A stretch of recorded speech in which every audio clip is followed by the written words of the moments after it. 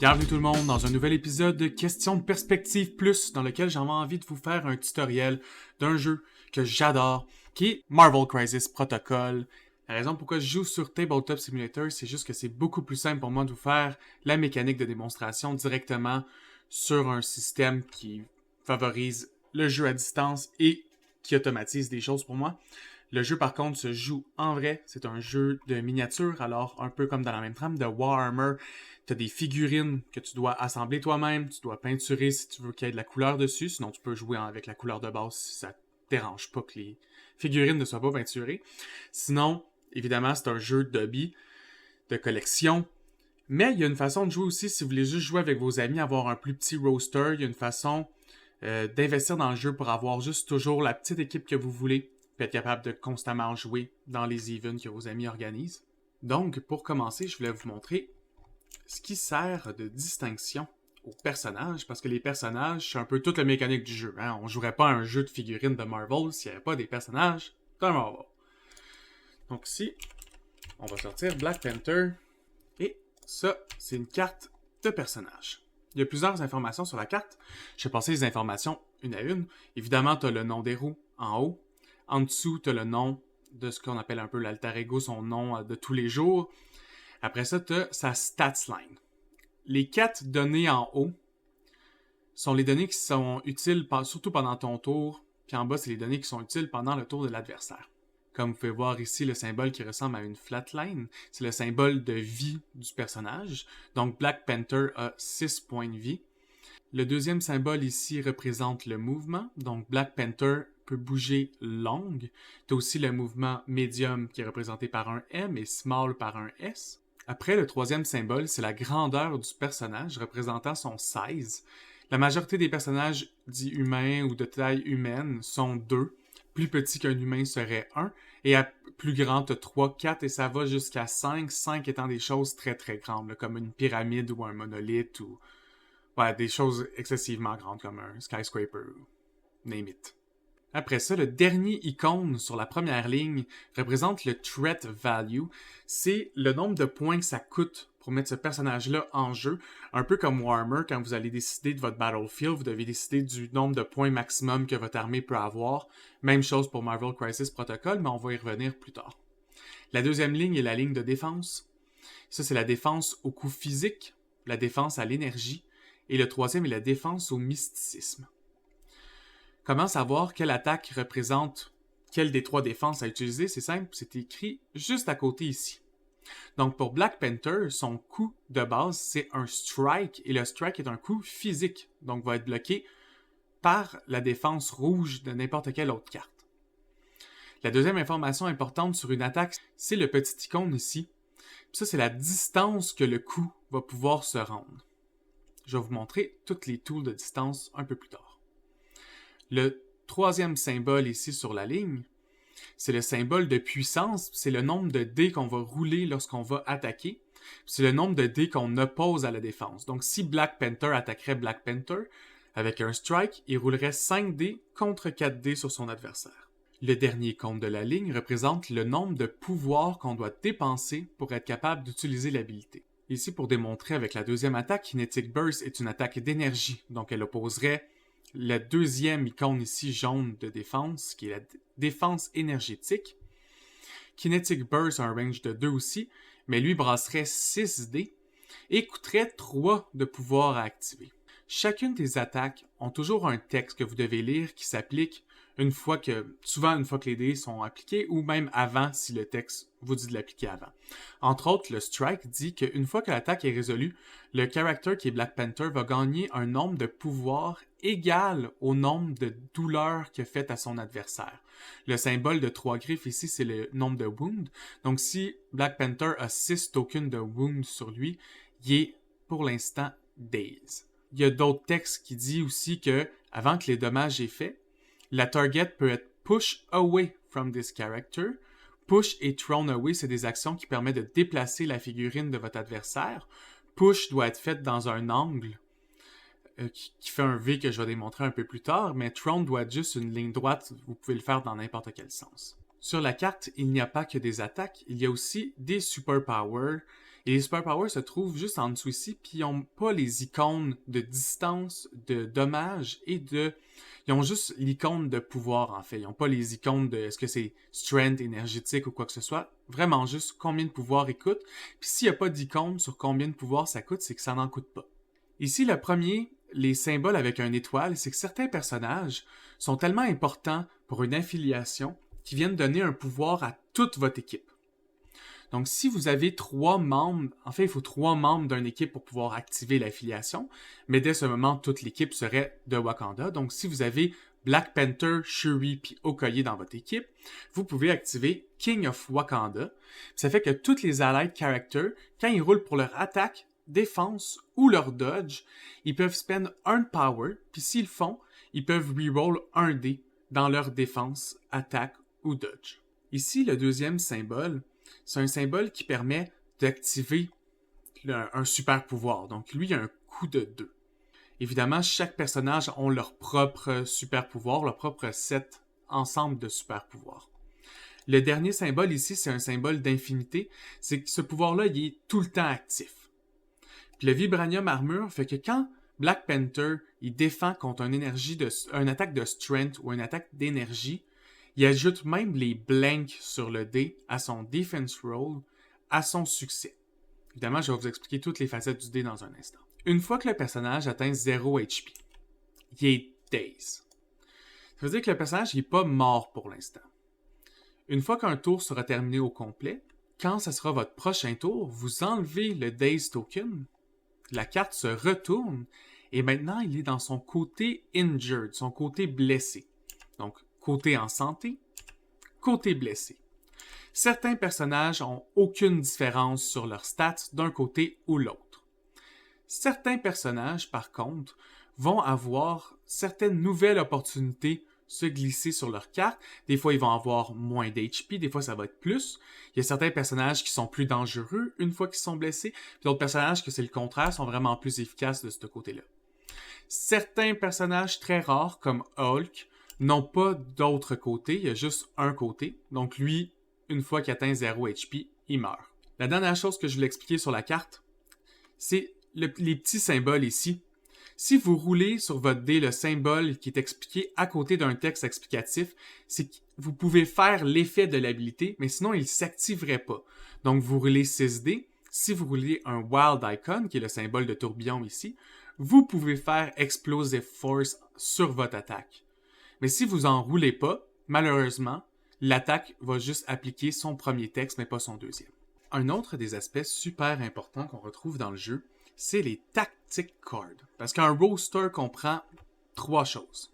Il comprend des characters, il comprend des tactic cards, puis il comprend 3 extracts et 3 secure. Donc maintenant, on est au tactic card. Donc, comme vous pouvez voir, même si vous la mettez de l'autre côté, une tactic card va toujours montrer son nom. Ça veut dire que quand vous allez les choisir pour votre partie, votre adversaire, c'est toujours les 5 cartes que vous avez. Vous ne pouvez pas le surprendre avec une tactic card.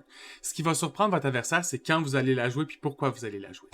Donc, toujours face visible, vous en avez 5 lorsque vous finissez votre roster au complet. Avant de commencer la partie, vous en choisissez 5. Avant de commencer la partie, vous allez toujours choisir 5 cartes tactiques, mais pour mon exemple, je vais juste vous en montrer 2.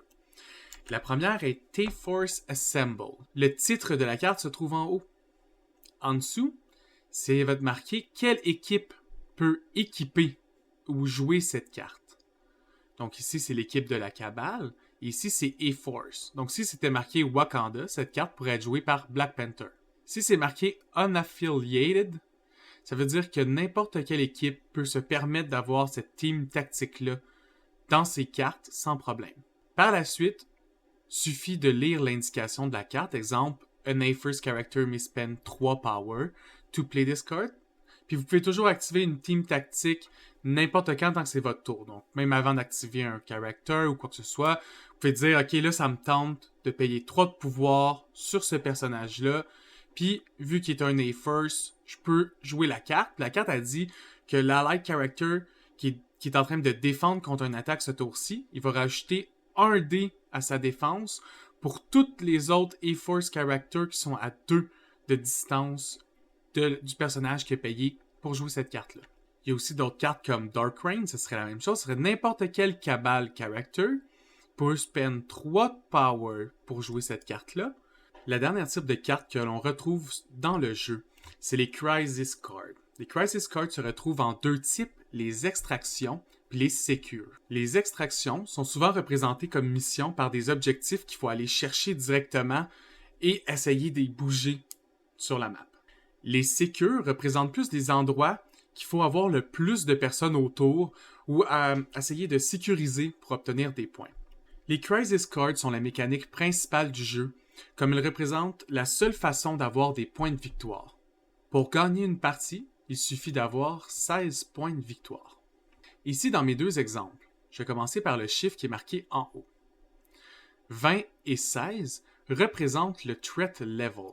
Quand je vous disais que Black Panther avait un threat level de 4, ça veut dire que dans une map à 20, vous pouvez avoir une addition de tous vos personnages jusqu'à 20 points et à 16 jusqu'à 16 points. La deuxième information marquée sur la carte se trouve à être le titre de celle-ci.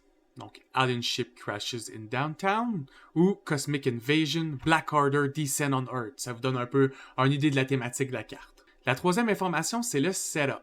Il va falloir placer un token.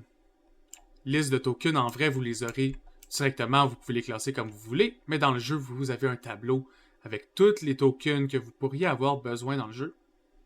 Donc, il suffit de prendre celui qui représente votre mission et déplacer comme c'est montré sur la map C. Dans votre core book, vous allez avoir des cartes de terrain qui sont officielles comme ça. Puis sur ceux-ci, il va y avoir des distances. Il suffit de mesurer avec votre terrain ce qui est dit sur la carte map C et de placer les 3 points comme c'est indiqué sur la map. Évidemment, comme on est sur Tabletop Simulator, quand je vais avoir terminé, je vais placer les 3 choses et le tableau va tout le faire pour nous. Merci au coding. Dans l'autre carré à côté du setup qui s'appelle Scoring, c'est là qu'on va pouvoir voir le nombre de Victory Points qu'on fait à la fin de chaque phase dans la Cleanup Phase. Donc ici dans celle-là, on voit que les players peuvent score 2 Victory Points pour chaque character qui contrôle qui hold the core. Puis ça, on avait dit qu'il y avait 3 Rumble Pile. Puis ça, on peut voir que Interact with the Kree Power Core, c'est si quelqu'un pick up le core parmi les Rubble, on fait l'action qui est écrite ici. Si la personne le réussit, le Rubble devient le core. Donc l'équipe qui possède le core va faire 2 points à chaque round. Ici, pour donner un autre exemple, il y a 4 Cosmic Vault de placer sur la map.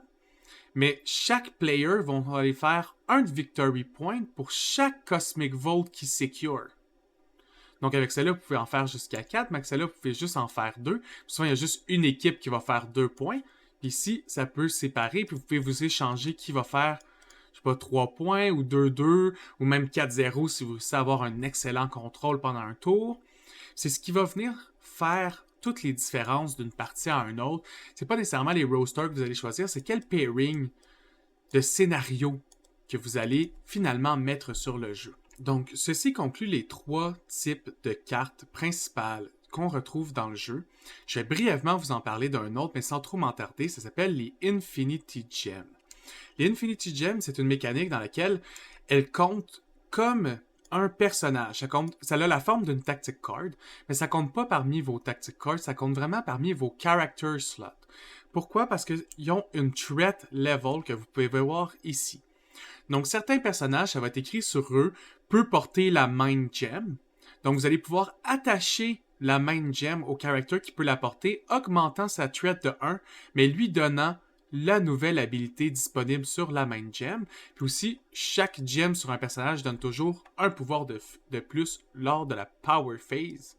La Power Phase, c'est une des 3 phases du jeu que je vais expliquer un peu plus tard. Donc, vous regroupez les personnages que vous voulez jouer, les tactic cards que vous voulez jouer, les 3 extractions qui vous intéressent, les 3 secures qui vous intéressent, tous ensemble.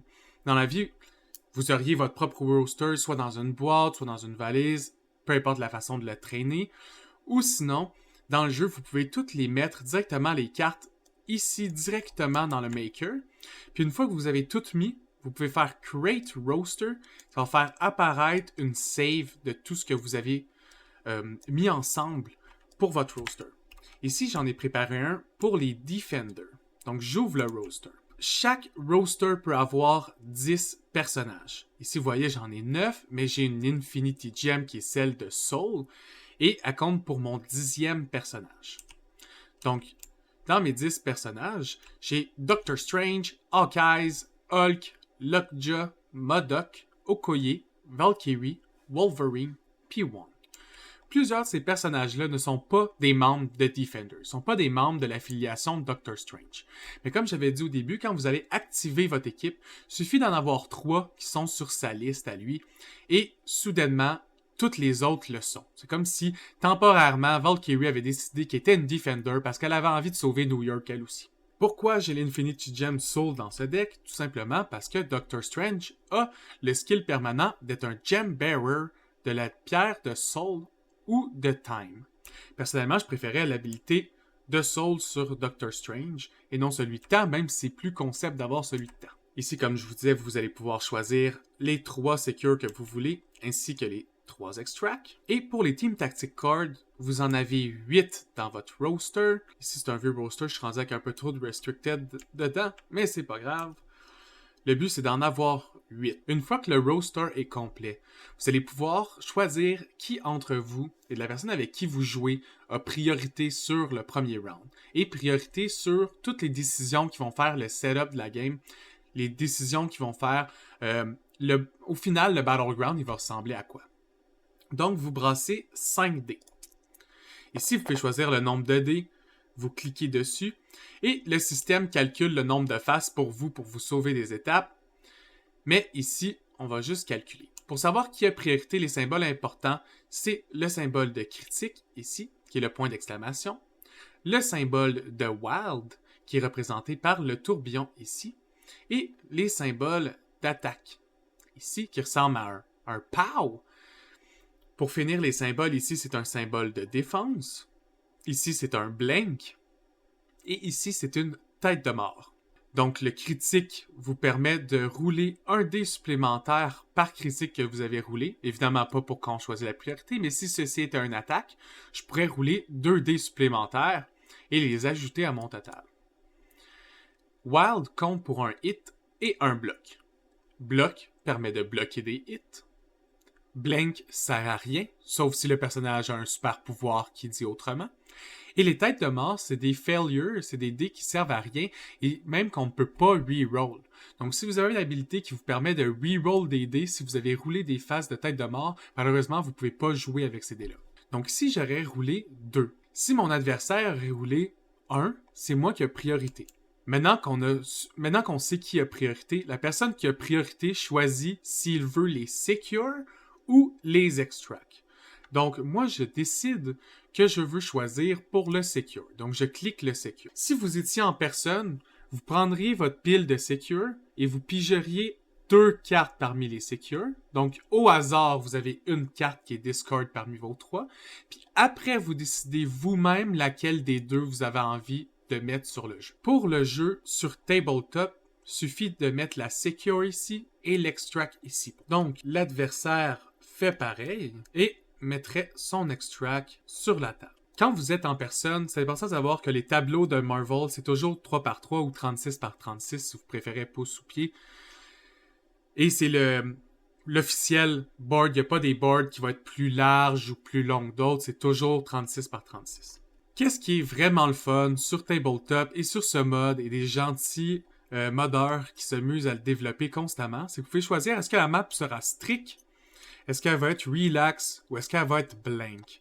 Puis ça représente le nombre de bâtiments qu'il va y avoir dessus. Vous pouvez faire une map qui va avoir pas de bâtiments, très peu de bâtiments ou beaucoup de bâtiments. Comme ça, avec vraiment beaucoup de bâtiments sont agréables à l'œil, je vais vous en sortir un. Et il suffit de placer sur celui du milieu. Évidemment, dans la vraie vie, il suffit de laisser aller votre créativité. Mais essayez toujours d'avoir pas une certaine symétrie, mais une certaine égalité, de façon à ne pas avantager trop un côté ou l'autre. Après, il suffit de cliquer sur le Setup Terrain on Map. Donc ici, ça vient placer tous les bâtiments qui vont être utilisés. Ça les place pour vous. Vous pourriez décider que vous n'aimez pas la position là, vous voulez le mettre là, vous pouvez mettre le truc là. C'est pas important, si ça le fait pour vous, c'est le fun, ça sauve du temps. Avec ce bouton, vous pouvez changer la map de 90 degrés. Si vous trouvez que jouer face comme ça est étrange pour vous et que vous préférez que la map soit dans ce sens-là, vous pouvez, rien vous l'empêche. La map est 36 par 36 et donc un parfait carré et donc ça change rien du tout. Une fois que vous avez décidé le sens de la map, vous pouvez déployer automatiquement les tokens de la secure et de l'extraction. En personne, il suffirait de calculer comme ça serait marqué ici. As shown on map C, vous prendrez la map C, vous calculeriez avec les tools ici et vous passerez le token. Ça vous donnerait exactement les mêmes positions que ça vous donne dans le système informatique. Il reste une décision pour le joueur qui avait priorité. C'est de choisir laquelle des threat levels des deux cartes va être utilisée pour la partie. Donc ici, il y aurait le choix d'utiliser 20 ou 17. Le joueur avec priorité aurait décidé d'y aller avec 17. Une fois que le joueur a décidé le threat level, chaque joueur peut aller décider de monter son équipe de la façon qu'il veut. Donc, le joueur avec Defender choisirait Doctor Strange pour 5, c'est-à-dire qu'il prendrait Hawkeye pour 3, ça fait 8. 10 avec Wong, il prendrait MODOK pour 15, puis Okoye pour 17. Une fois qu'il a choisi les personnages qu'il veut, on va aussi choisir les cartes qu'on veut. Donc, il a décidé d'utiliser Advanced R&D, il a décidé de prendre All You've Got, Brace for Impact, Disarm, puis le Pentagram of Farala. Ok, ici, je vais vous montrer rapidement. C'est des cartes qui peuvent juste être utilisées par certains personnages. Des fois, ça l'arrive, c'est pas juste limité à une affiliation, ça peut être limité à même un personnage directement. Donc, une fois que vous avez choisi vos 5 et que vous avez choisi les personnages qui vont dans le threat level exact, ou si vous ne pouvez pas avoir exact, le plus proche possible du exact sans le dépasser, vous cliquez sur Auto-Activate, ça vous marque ici threat level 17. Évidemment, en personne, il suffirait de prendre vos cartes et les placer comme ça devant vous. Prendre vos Team Tactic Cards et les placer comme ça devant vous. Ici, c'est placer les tokens que vous allez avoir besoin pour les cartes que vous avez.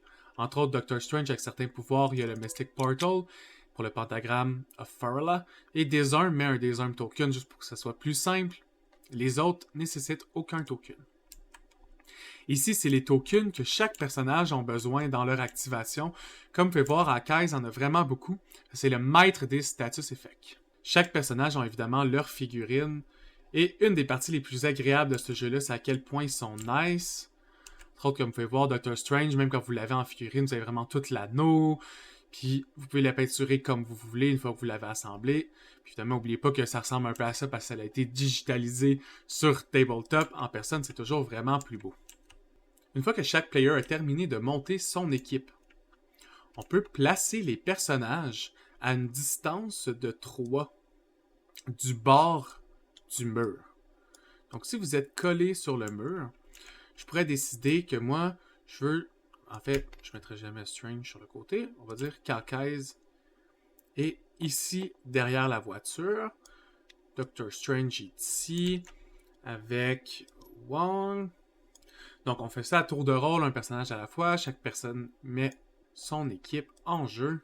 Et c'est ce qui conclut la phase de placement de Marvel Crisis Protocol. Je vais maintenant pouvoir commencer à vous expliquer les règles directement d'interaction. Pour commencer le premier round, il suffit de mettre le round tracker sur le chiffre numéro 1, ce qui représente que le round numéro 1 est en cours. Joueur bleu, joueur jaune, chaque fois que des points seront scorés, il suffit de les avancer ici. Une fois que vous avez placé le tracker, il n'y a que 3 phases dans chaque round à Marvel Crisis Protocol. Le premier round est la Power Phase.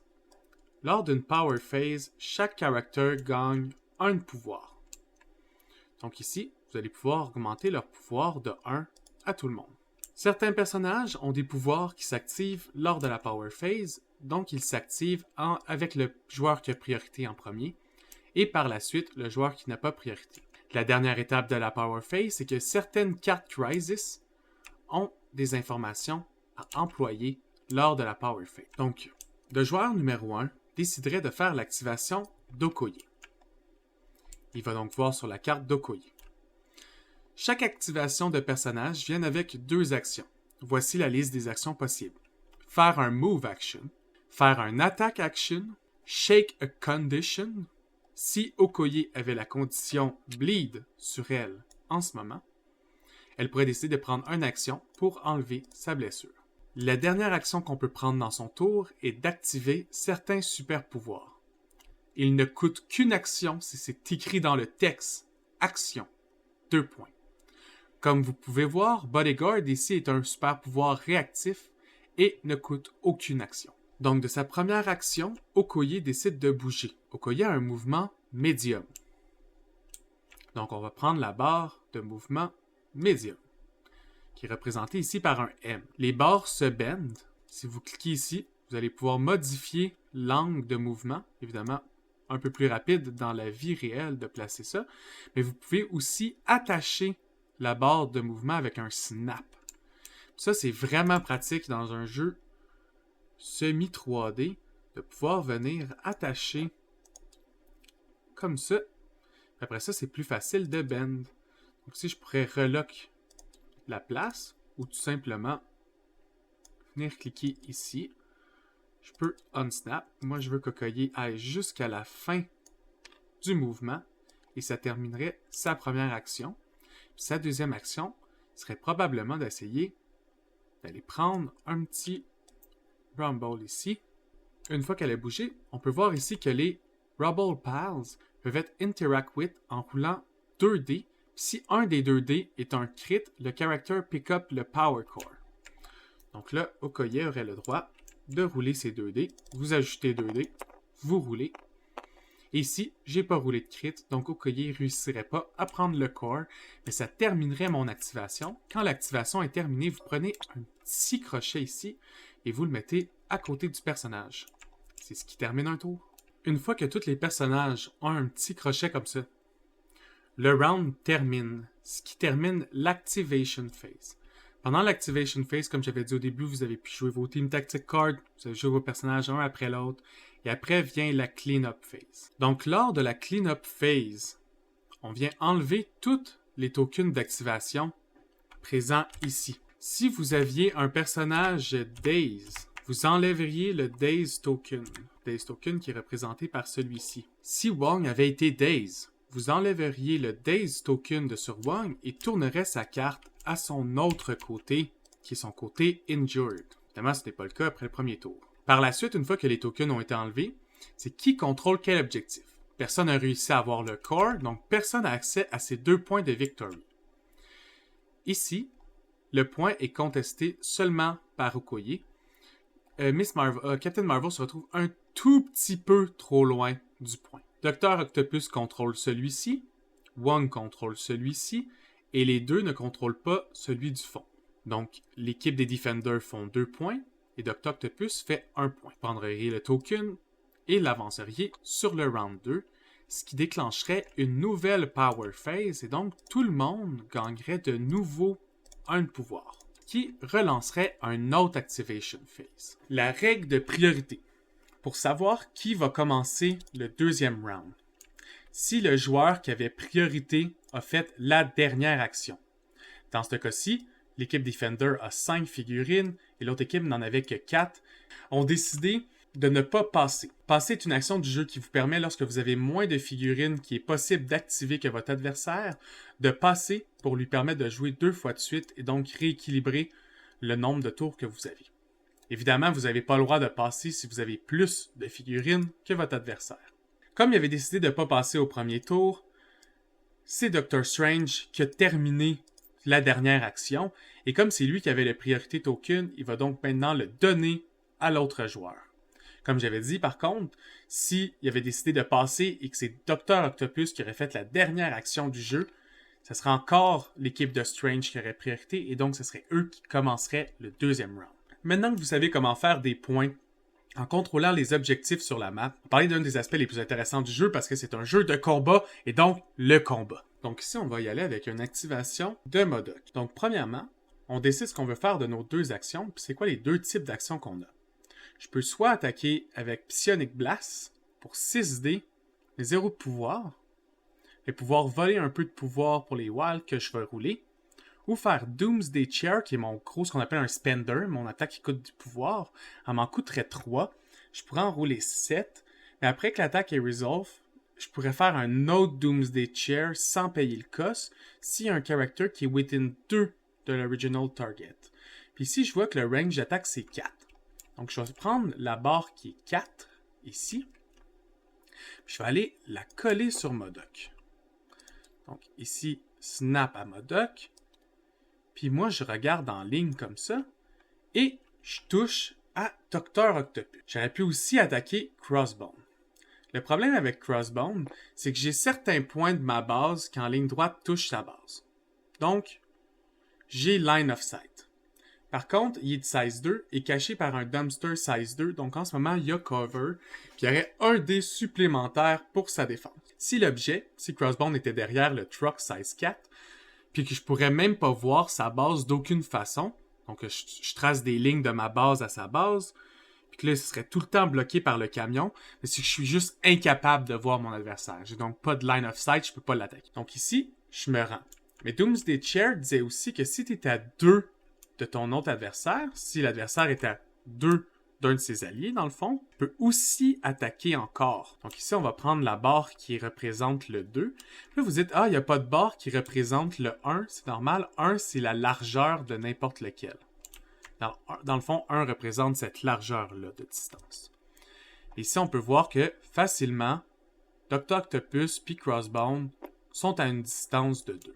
C'est le temps d'initiate, donc c'est le temps de lancer l'attaque maintenant que les calculs ont été faits. MODOK attaque avec 7 dés et ça lui coûte 3 de pouvoir. Donc on enlève les 3 de pouvoir et on place 7 dés.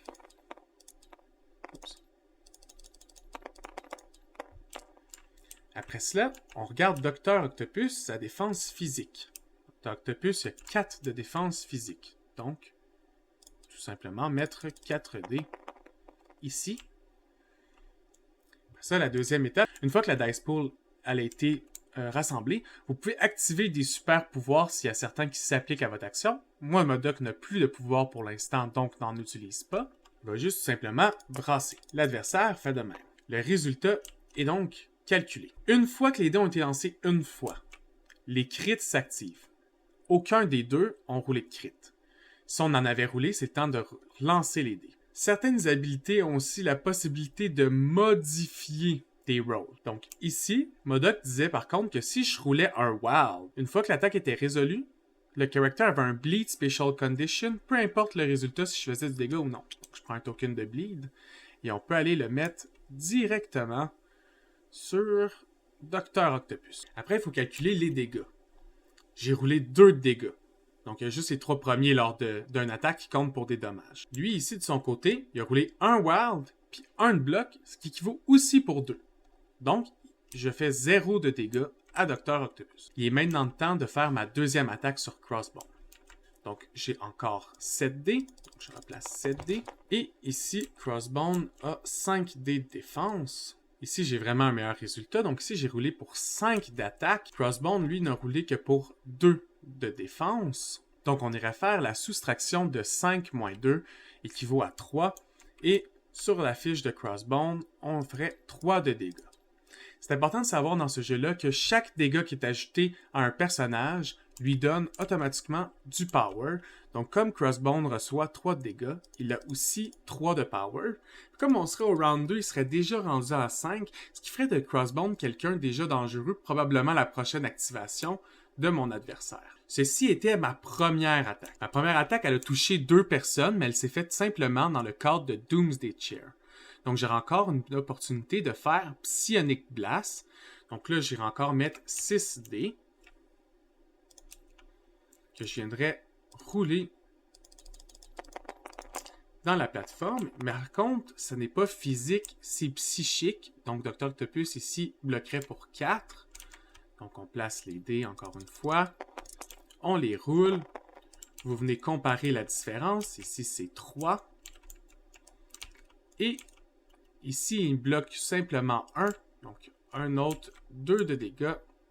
Le fait, mais ce coup-ci à Dr. Octopus, qui viendra augmenter encore une fois ses pouvoirs du même nombre équivalent. Oh, puis ici, il y avait aussi un bleed qui venait se mettre à Crossbone pour les mêmes raisons qu'à Dr. Octopus, avec la Doomsday Chair. Et c'est ce qui terminerait le tour de MODOK. Évidemment, appliquer toutes les informations ici, j'en ai enlevé quelques-uns, mais ici, j'aurais volé un peu de pouvoir, puis vous pouvez faire d'autres. C'est important de bien lire chaque information qui est sur votre carte. Puis à la fin, si vous êtes satisfait de votre coup, de le faire. Comme vous pouvez voir, le Taco Truck est de size 3. Les deux personnages, Okoye et Captain Marvel, sont de size 2. Okoye aimerait passer sur le toit du Taco Truck. Okoye bouge médium, mais pour faire un climb action, vous pouvez juste bouger small. Donc vous prenez la Small Movement Tool, puis vous venez regarder, est-ce qu'avec le small, elle peut monter où vous voulez aller directement sur le toit. Si vous voulez le mettre, on va dire, directement derrière l'objectif, vous voyez qu'elle se rend, vous pouvez faire l'action. Par contre, certains personnages comme Captain Marvel ont l'habilité Flight. Flight permet au personnage d'être considéré comme s'il était de taille 5, donc comme s'il était vraiment plus grand que n'importe quel bâtiment ici.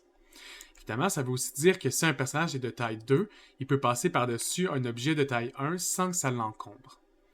Mais comme Captain Marvel a le Flight, elle est constamment en train de voler, elle pourrait décider de faire son mouvement normal, qui est médium, donc prendre la barre médium, et venir la placer directement à côté d'elle, et aller sur le bord de la map. Ici sera une action possible, parce qu'elle n'est pas encombrée par l'existence du camion. Il y a une autre habilité de mouvement qui s'appelle Wall Climbing. Wall Climbing, c'est la même chose. Si le personnage, comme Dr. Octopus, peut monter et traverser de l'autre bord avec son mouvement normal, c'est qu'il a la capacité de monter sur les murs efficacement et donc n'est pas encombré par la taille des bâtiments. Et a donc le même avantage que s'il aurait Flight. Si vous arrivez au tour numéro 6 et que personne n'a encore 16 points de victoire, c'est celui qui a le plus de points de victoire qui gagne la partie. Si vous arrivez au tour numéro 4 et que les deux personnes ont 16 de points de victoire, on continue la partie. Juste à temps qu'un des deux réussisse à avoir un point d'avance sur son adversaire. Donc si au tour numéro 5, le bleu fait 2 points mais jaune fait 3 points, jaune gagne automatiquement la partie. Si vous arrivez où un est à 16 mais l'autre est déjà à 17, évidemment celui à 17 gagne automatiquement la partie. Ces cadres de Victory Point permettent aux parties d'avoir toujours un peu un time limit autour de 2 heures. J'ai jamais joué une partie qui s'éternisait infiniment, parce qu'après 6 tours, dans tous les cas, c'est terminé, et même certaines parties peuvent se terminer autour du 4e round. La seule autre façon de gagner la partie, autre que par ce petit tableau, est d'éliminer entièrement l'armée de votre adversaire. Si votre adversaire n'a plus aucun token à jouer, il a perdu. Donc, tantôt, on a fait l'exemple où Wong serait tellement blessé qu'il passerait de l'autre côté. Si une fois que la carte a changé de côté, Wong a encore 4 de dégâts mis sur lui, il est donc mort et retiré entièrement du jeu. Donc, dans ça, vous prendrez la figurine, vous l'amenez ici, et il n'est plus jouable jusqu'à la fin de la partie. Donc, une des dernières règles qui me reste à parler dans le jeu, c'est la réglementation sur les push et les throw. Les lancer soit d'objets ou de héros directement, parce qu'on sait bien que les héros, ça aime bien se lancer dans des objets ou lancer des objets les uns sur les autres. Donc, pour commencer, on va prendre encore MODOK en exemple, parce que MODOK, c'est un one-man army. Il y a un skill qui s'appelle « Imbecile! All the world is a weapon to MODOK! » Et c'est vrai, parce que ça lui permet d'utiliser 2 de pouvoir pour choose an interactive terrain feature qui est de size 3 ou moins, puis qui est de range 3 ou moins, puis de lancer long. Là, je vais tout vous expliquer une étape à la fois. Donc là, il faut payer 2 points de pouvoir. Donc on paye 2 points de pouvoir. Après ça, il faut choose an interactive terrain feature of size 3. Fait que ça, il est de size 3 ou moins. Fait que je peux prendre le truck pour le lancer. Après ça, je dois regarder s'il est au moins à 3. On prend la barre 3, on regarde, puis là on se dit, ouais, c'est sûr qu'il est à 3. Puis c'est pas qu'il faut qu'il dépasse la barre, c'est qu'il faut que la barre touche un peu au bâtiment, puis il peut le lancer, il touche un peu à la personne, tu peux la lancer. Donc là, on a décidé quel bâtiment, et on a regardé, et ça fonctionne. Donc là, on prend la barre de longue. Donc là, on pourrait prendre la barre longue. Puis nous, on veut la lancer sur Dr. Octopus, donc on la met sur la barre de l'objet, puis on regarde si la barre de distance touche à notre adversaire. Puis effectivement, elle touche à Dr. Octopus, mais on pourrait voir qu'on ne pourrait pas le lancer sur Dr. Strange, qui est vraiment trop loin. Donc une fois que c'est fait, vous prenez le truck littéralement, et vous le lancez sur la personne. Donc ici, on va le delete. parce qu'il a été lancé. Quand il a été lancé, le terrain explose. Les personnages qui sont sur le terrain se retrouvent juste à être mis sur le sol exactement où ils étaient, comme si de rien n'était. Par la suite, le bâtiment a été lancé sur Dr. Octopus. Voici comment les dommages sont calculés lors d'un throw ou d'un push. Vous prenez le 16 du bâtiment, le taco truck était de 16,3 et vous rajoutez 1 de dégâts. Donc, 4 dégâts s'en vont directement sur Dr. Octopus. Pour faire un dodge, le character prend sa stats de strength. Donc, Dr. Octopus peut faire un roll pour dodger de 4 dés. Donc, il va placer ses 4 dés et va venir essayer de dodge. Évidemment, pour réussir un dodge, ça va être les crits, les wilds et les blocs. Comme il a roulé 3, ici, il prendrait 1 dégât. Et le terrain a disparu. Si vous auriez lancé Captain Marvel dans Dr. Octopus, évidemment pas avec les skills de Modok, vous n'auriez pas pu, mais avec un personnage qui dit que vous pouvez lancer des personnages dans un personnage, Captain Marvel a un dommage automatique pour avoir été lancé. Elle n'a pas de roulement de dés à faire, elle ne peut pas l'esquiver, c'est un ping de 1. Dr. Octopus aurait sa réglementation normale d'un dodge, donc Captain Marvel, sa 16 et 2, plus 1 dégât, il aurait donc à bloquer 3 de dégâts. Dans le cas échéant, il aurait bloqué même tous les dégâts de Captain Marvel lancés dans lui, mais Captain Marvel aurait eu le 1 de dégâts pareil. La seule différence avec un push, c'est que lors d'un push, vous devez respecter une certaine logique où si vous poussez la personne, elle ne peut pas se retrouver derrière vous. Donc si Modok pousse Captain Marvel, vous prenez une barre de mouvement, vous venez la bend en V, comme ça, on la lock, il suffit de la placer dans un V comme ça, pour vous assurer que quand vous allez la pousser, vous allez respecter un certain angle de pouce qui est logique. Après ça, vous pouvez faire votre pouce, donc si le pouce, on va dire, qui était small, ben vous prenez le small et vous poussez Captain Marvel dans cette direction-là. Tout simplement. Si vous faisiez la même chose et la poussiez dans Dr. Octopus, vous appliqueriez la même réglementation que pour un throw. On va terminer avec un blitz explicatif des tokens et qu'est-ce qu'ils représentent. Voici un token d'activation. Vous pouvez aussi avoir ces tokens d'activation. Certaines boîtes viennent avec les verts, d'autres viennent avec les noirs. C'est la même chose. Daze ou Daze Funky, même chose. 1 power ou 3 de power. Si vous jouez sur tabletop, vous n'avez pas utilisé ces tokens-là, vous pouvez mettre directement sur le digital qui est en bas de votre carte. Mais si vous jouez en personne, 1 power, 3 de power. 1 de blessure, 3 de blessure, 5 de blessure. Ici, c'est les symboles de team. Les symboles de team vont venir vous servir quand vous allez sécuriser des locations. Comme quand on faisait les secures tantôt dans l'exemple, il aurait fallu que je prenne ma team, mettons Defender, je prends le symbole des Defenders, et je le mets sur le symbole d'objectif. Comme ça, on sait rapidement qui contrôle quel objectif. Des fois, ça va être des switches activés. Des fois, ça va être un nombre de personnes autour d'un objectif. Peu importe ce que vous avez à faire, si vous voulez un reminder, vous prenez votre token d'équipe et vous le mettez sur l'objectif.